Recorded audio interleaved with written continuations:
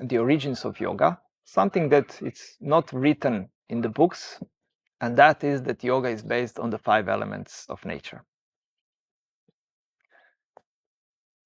But let's first start with today. Today is the International Day of Yoga. So why they choose to be the International Day of Yoga today, on 21st of June? Because it is the summer solstice. But why they choose a summer solstice to be a yoga day?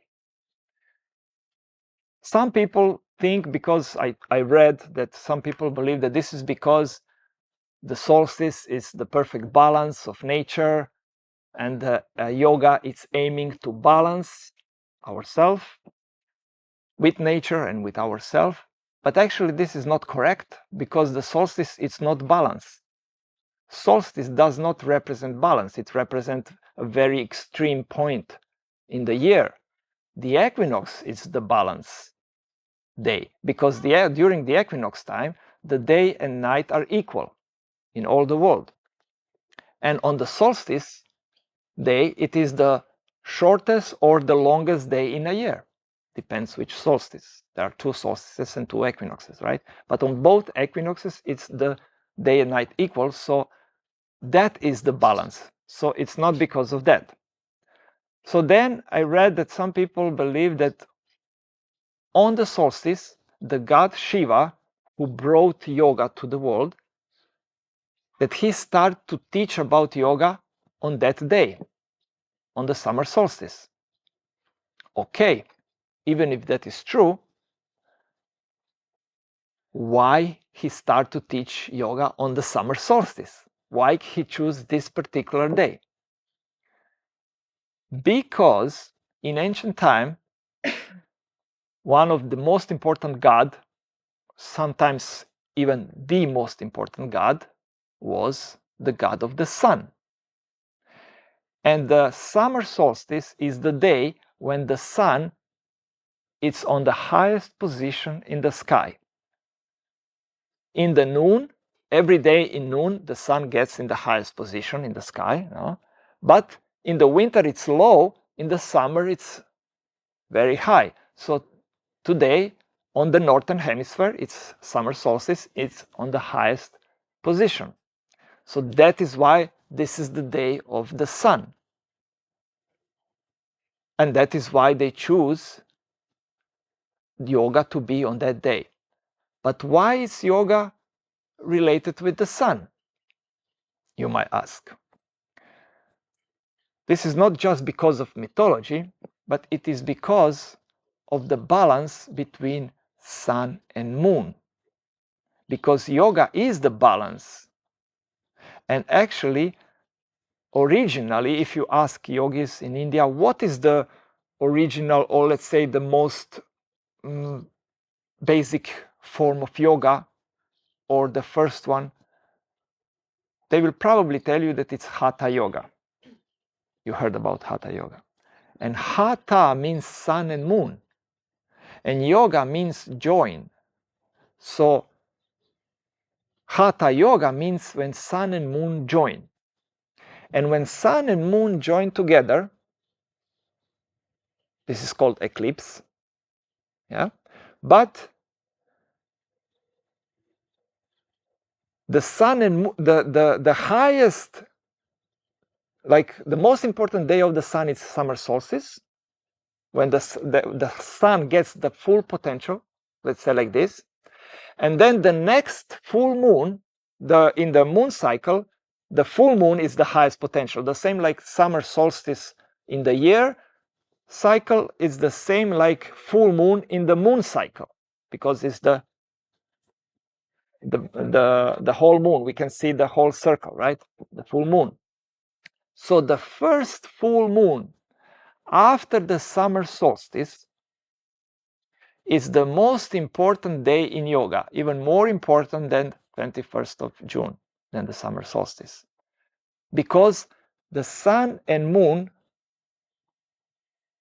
are very close. The highest position of the sun, the highest position of the moon are very close in that moment. So the first full moon after the summer solstice is the most important day in yoga. which is called Guru Purnima. Maybe you heard about? And sometimes this Guru Purnima happens to be exactly on the solstice, because if it happens that the full moon is exactly on the solstice, that will be the most auspicious day in a year. And this happened very rare, and this happened last year. And it will happen again in 19 years. But every year, the Guru Purnima is celebrated in yoga on the first full moon after the summer solstice. And why it is called the Guru Purnima? Because Guru means teacher. And a guru, a teacher, a yoga teacher, should be the one that balanced his own sun and moon energy. Because in yoga, there are this division in two parts, male and female. We can call it like this, Shiva, Shakti, or we can call it Hatha. There are two main channels, two nadis called Ida and Pingala. These also represent sun and moon. And the two eyes are like the sun and the moon in the sky, like two eyes on the sky, two eyes on our body. So, of course, we need to have the balance of these two energies.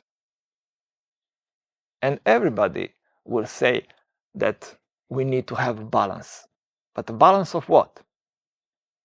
A balance of male and female energy. But what is the male and female energy? This is in nature, this is represented by the sun and the moon. Sun is the male energy, moon is the female energy. Why? Because moon is associated female because of menstruation cycle. And to balance these two energies is the goal of yoga, to join the sun and moon together. So a guru needs to be one who did this, who obtained and maintained the balance. But now, what means to balance, how to balance the sun and moon energy? What is the sun and moon energy? Well, in nature, everything is based on the 5 elements.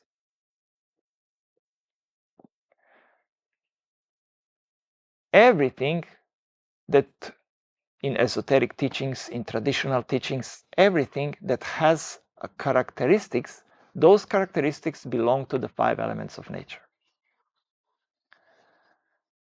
Because the 5 elements of nature they have certain characteristics. We can observe fire, it has some kind of characteristics that are very different from water. Like the air, it's very different from earth. And by observing those characteristics, the ancient mystics they extract this wisdom from nature, and they also realized that the sun is representing the fire, obviously, but it also affecting the air, the wind. While the moon is representing the earth, it's even yellow color,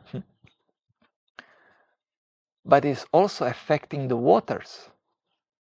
So the sun has the fire and air characteristics, the moon has earth and water characteristics. So to balance these 4 elements means to balance sun and moon.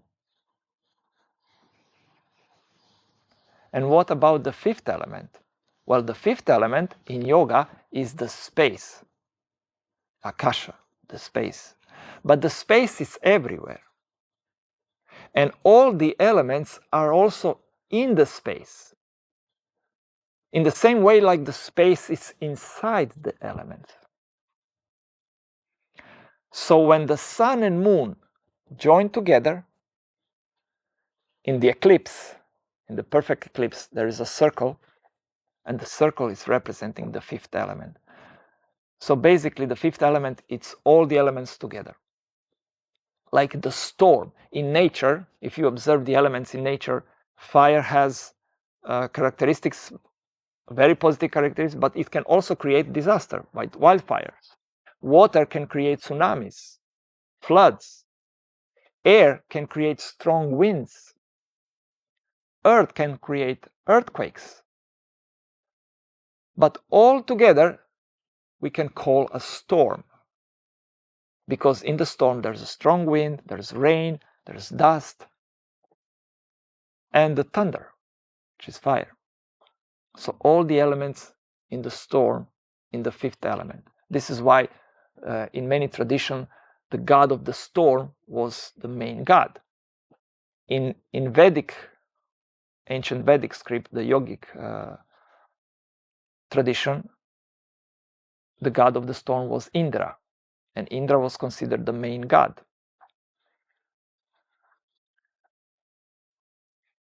But among the main gods were Surya and Chandra. Surya is the god of the sun, Chandra is the god of the moon.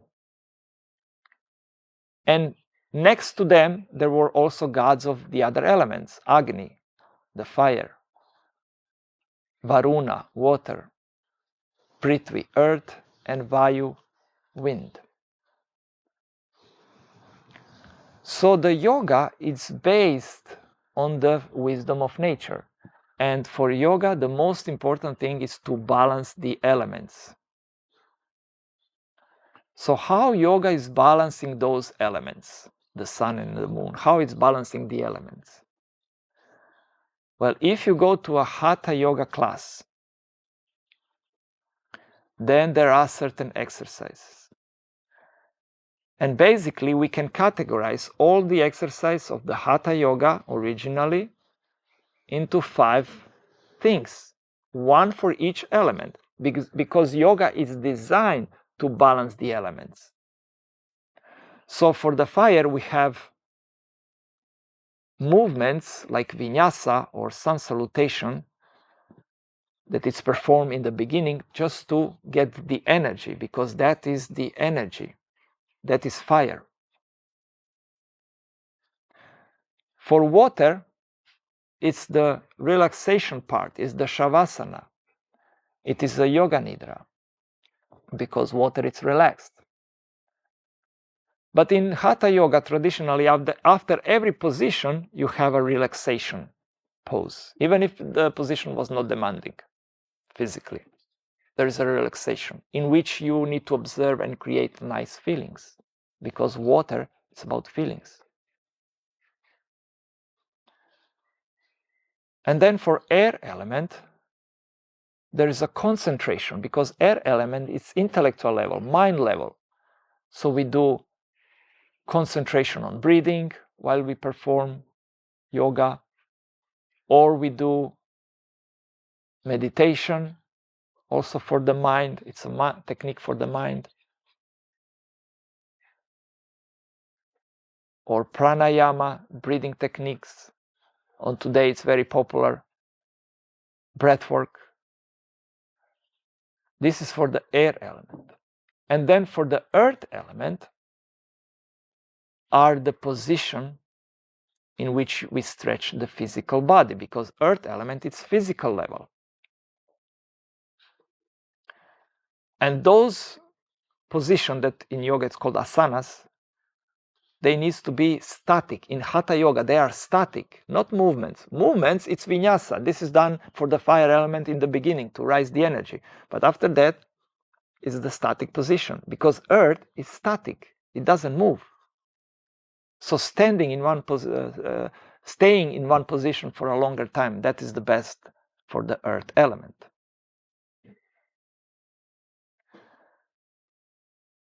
And these 5 things are based on the concept of the 5 koshas. In yoga, we have the system of the 5 koshas. which are 5 layers of human existence.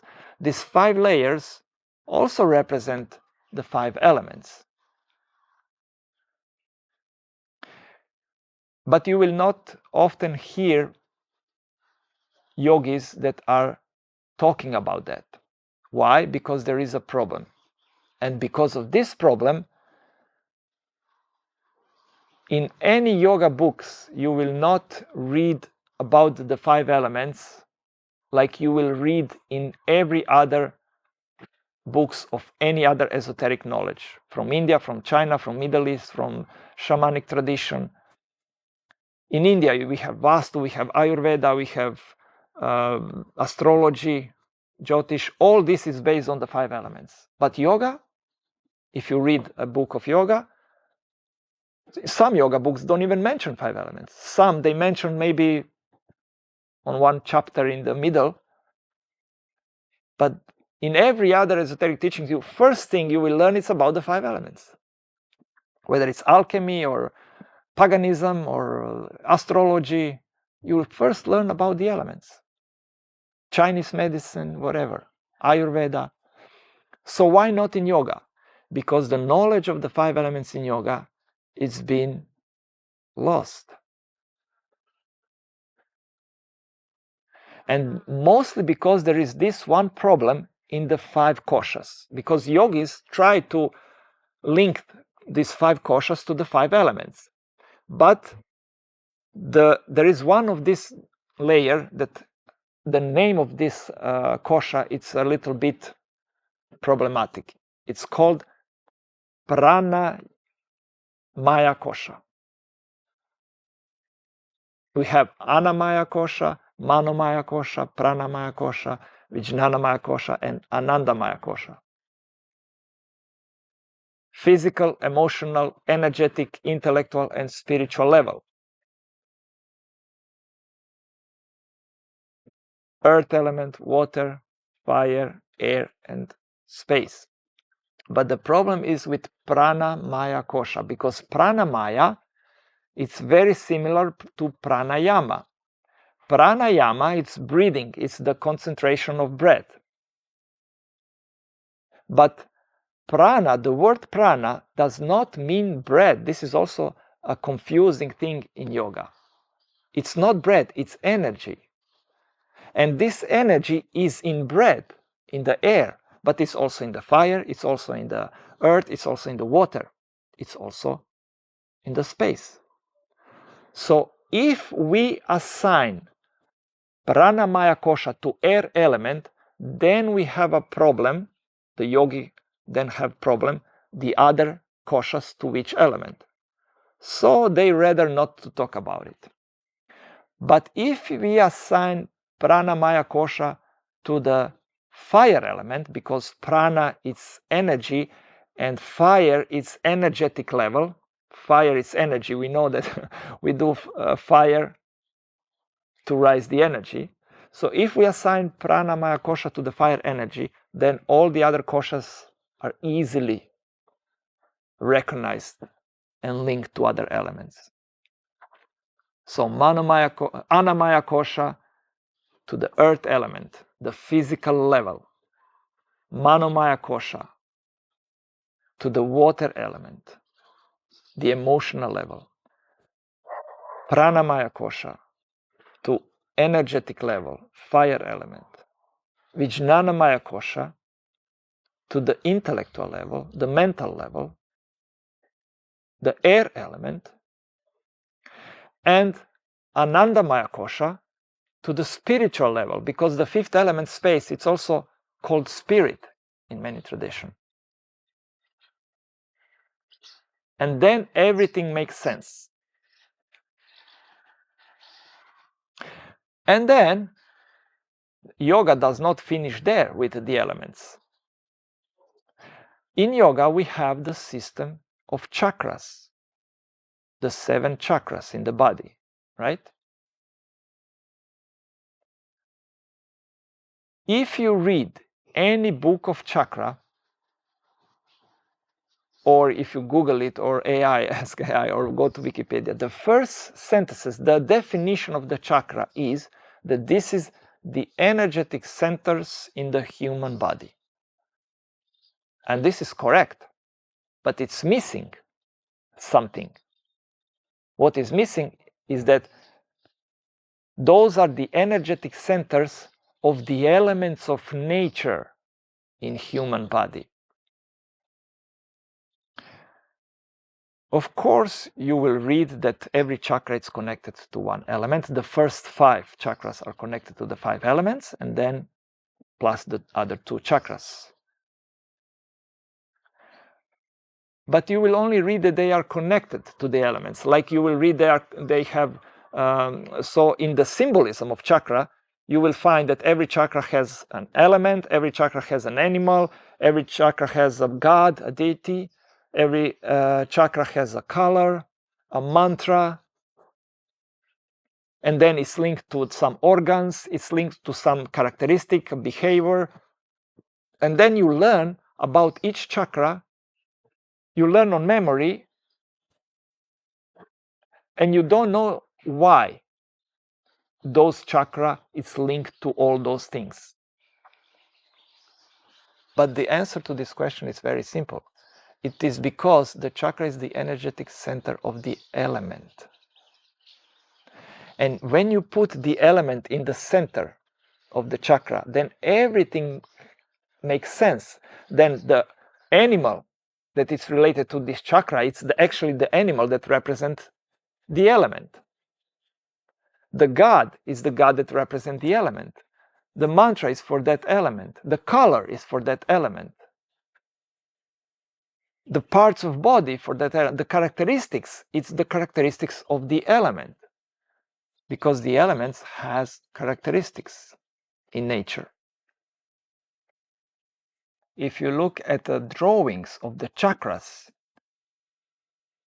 the symbols that is in the center, the drawing of the chakra itself is the symbol of the element. So that is the core of the chakra, even in the symbolism. So if you want to depict, if you want to create a symbol of one chakra, it's enough that you put the symbol of the element. And in many cases you will see, if you Google it, if you Google the symbols of chakras, then you will see that it comes out the symbol of the element in the circle surrounded with certain numbers of petals. So the circle and the petals, like the circle represent the 5th element, so every element is in the circle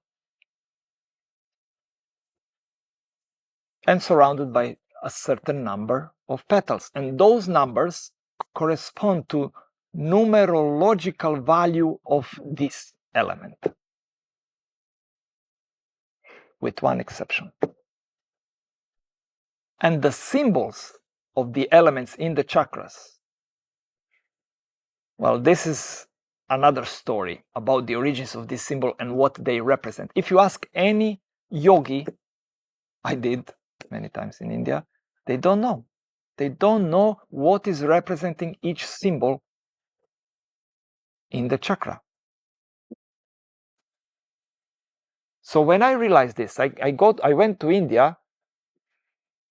One time, I've been many times to India. One time I dedicated this travel to go to talk to some yogis who are like very famous, popular, very knowledgeable, to ask them what they think about it, because it's not written this. Why it's not written that the chakras are the energetic centers of the elements, nothing else. So in India, there is one place of yoga, it's called Rishikesh. It's the most famous place of yoga. It's the town of yoga. So I went there.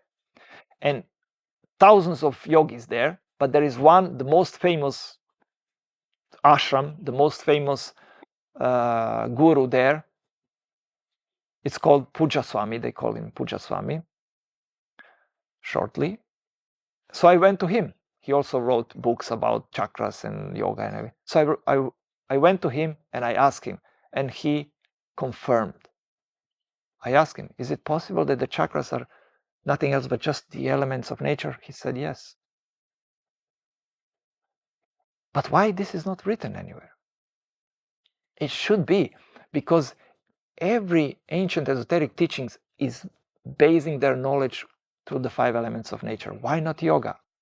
And yoga has something that others do not have. It has this system of 5 koshas, those layers, those levels that belong to element. Physical, emotional, energetic, intellectual, and spiritual level. By understanding those levels, we can really use this wisdom to work on improving our life, the quality of our life, to work on our well-being, on all the 5 levels. So somebody might think, but we have 7 chakras, right? What about the other 2? If the first 5 chakras are representing the elements, what about the other 2? Well, the other 2 are the sun and the moon. And actually, the system of the 7 chakra is just one system that was popularized in the last century by Western authors. But traditionally, if you read about chakras, it's not much written about them. It's very little written. And actually, you can find many sources, different sources, the system of only 5 chakras, 4 chakra system, and then there is 7 chakra system, 8 chakra system. So this 7, I believe that it's possible that it's coming from the 5 chakra system of the 5 elements, and then the sun and moon were 2 eyes. The body was divided into 2 parts, the left and right, like sun and moon, 2 eyes. But then later, sun becomes here, and this we know because we know that if you watch the drawings of the chakras, we know that they depict this chakra on the top like the sun. And then this one would be the moon. And sometimes Shiva, you can see that has a moon on the forehead.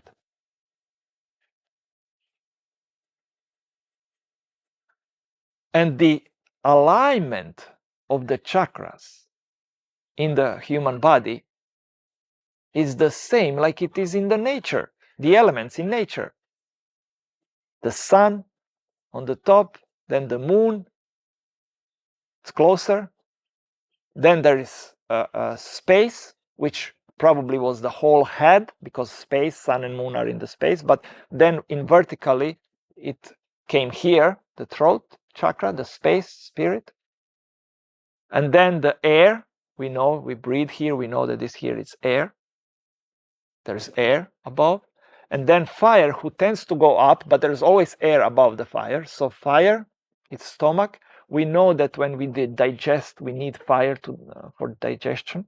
We even cook food before on fire, but also inside. We have our own fire. And then below fire, there's water, same like in nature. And the water, we know that it's here because when we go in the toilet, it's from here that extra water comes out. And then below, in the bottom of the spine, there's earth, because below the water, below the ocean, it's earth. And we know that it's here in the body because also when we go in the toilet, the extra earth waste goes from there out. So it's the same, those elements in human body is the same like the order of the elements in nature. And there's another thing about the 5 elements in yoga, and these are mudras. So these are position of the fingers, not position of the body, but the position of the fingers. So each finger represents one element. Now, in yoga, if you read which finger represents which element, you will mostly find one version that I actually don't like. But once I found one version that makes much more sense, that this is earth, this is water, this is fire, this is air, and this is the 5th element, space. Why in this order? Because this is the order of the chakras. So earth, water, fire, air, and space. And it makes sense because this one, earth, is very practical element. So it is very practical.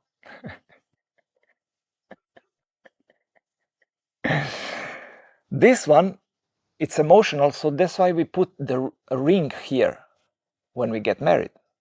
And water represents marriages. Water represents love. This one, it's fire element. When you show this to someone, you will see that this is fire element. This one shows direction. The air element likes to, air element is the one that goes to every direction. So it's the one that knows every direction.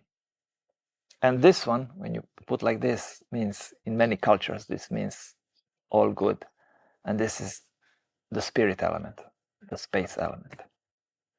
So when you make some mudras, this all means something, represents something in yoga, no? Because it's connecting elements. But there is one that it's very famous. The most famous mudra is this one. When you actually meditate, you put this on your legs. Why these two fingers? Because this is air and this is spirit or space. So for the meditation, you need these two elements. Concentration and connection with the spiritual world. Intuition. But of course, you will not find this explanation. At least I never found this explanation in any book. But to me, it makes sense. From the perspective of the 5 elements, it makes a lot of sense. And then people say also that the god of yoga, people believe that the god of yoga is Shiva. And then the most important mantra of yoga is Om Namah Shivaya. And people believe that this is the mantra of Shiva, Om Namah Shivaya, because it has Shiva inside. And they sing and they make mantras for the Shiva. But actually, if you ask yogis in India, they will tell you that this is the mantra of the 5 elements. Namah Shivaya, the 5 syllables. Why would be the most important mantra of the 5 elements?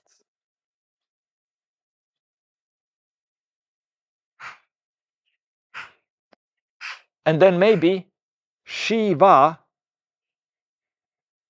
the god Shiva, get the name from these 2 elements, Shi and Va. Shi represent fire, Va represent air. It makes sense. If you ask me, it makes sense because Shiva, the god Shiva, is often depicted with fire, the god of fire,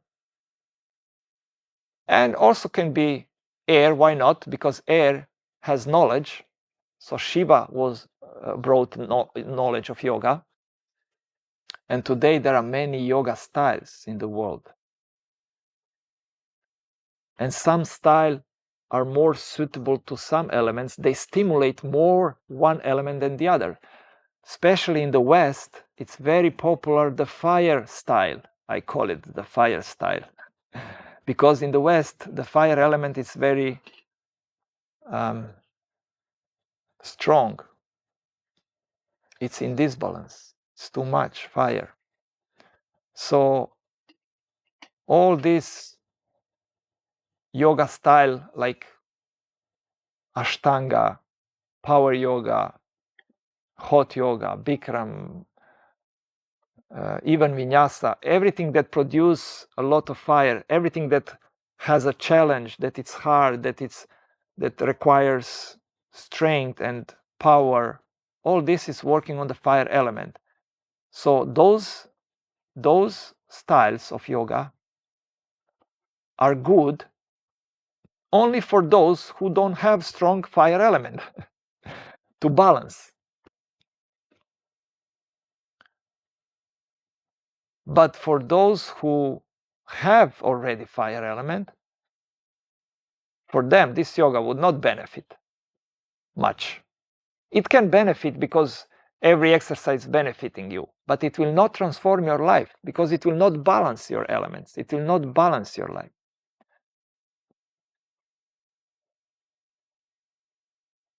And then the opposite. There are some yoga styles that are very gentle, very soft, very easy. So those are for those who had too much fire.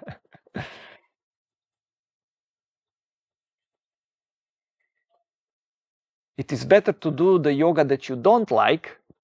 It will create and learn how to like it. That will create a transformation.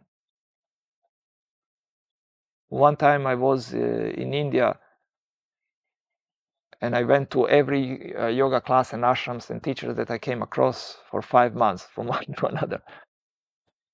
Because that was the time when I wanted to understand what is the essence of yoga, and I want to find myself, which style is for me, what to do, because there were so many different, and I didn't understand the point of that.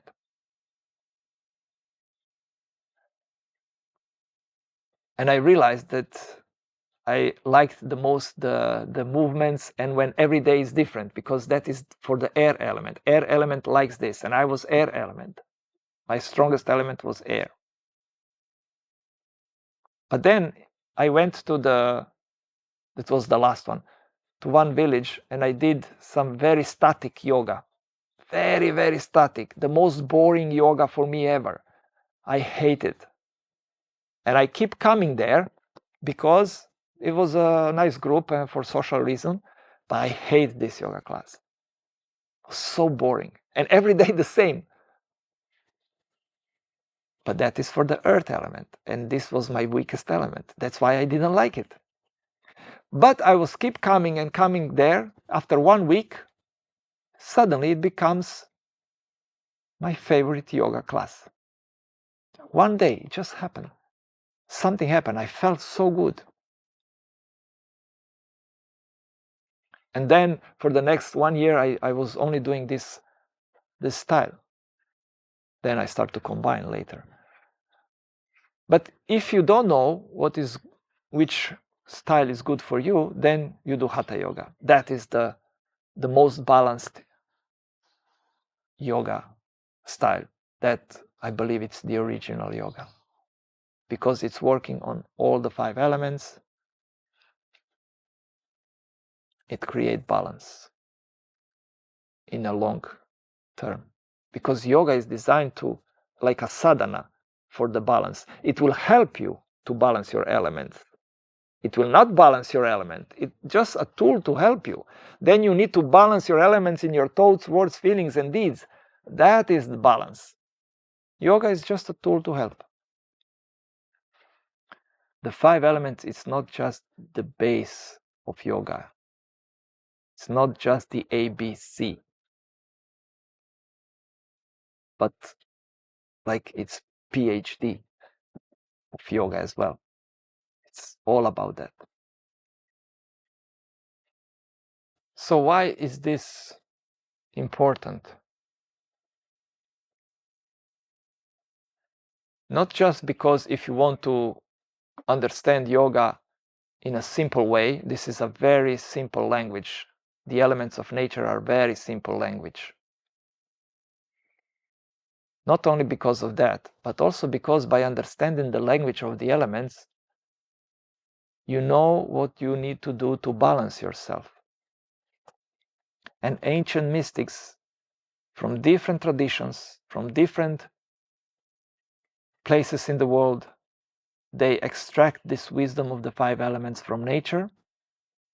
Of course, there are a little bit difference between one tradition and another, but the basic knowledge of these elements is the same. And this knowledge, if you use it, you can balance your life. And by balancing those elements, you balance your life. Because the life in which you live, your life, it's a reflection, it's a mirror of yourself. So by mastering your elements, because one thing is balance, the other thing is to master over the elements. That means to have control over them. And to have control over your elements means to have control over your thoughts, words, feelings, and deeds, nothing else. This is actually what you can have control of your thoughts, words, feelings, and deeds. So by mastering your 5 elements in your thoughts, words, feelings, and deeds, you master your life.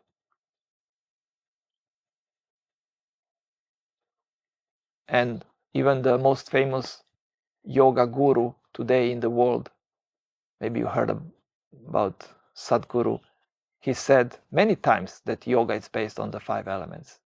And he said, if you master the 5 elements, you will master over entire creation. Because that is the mirror.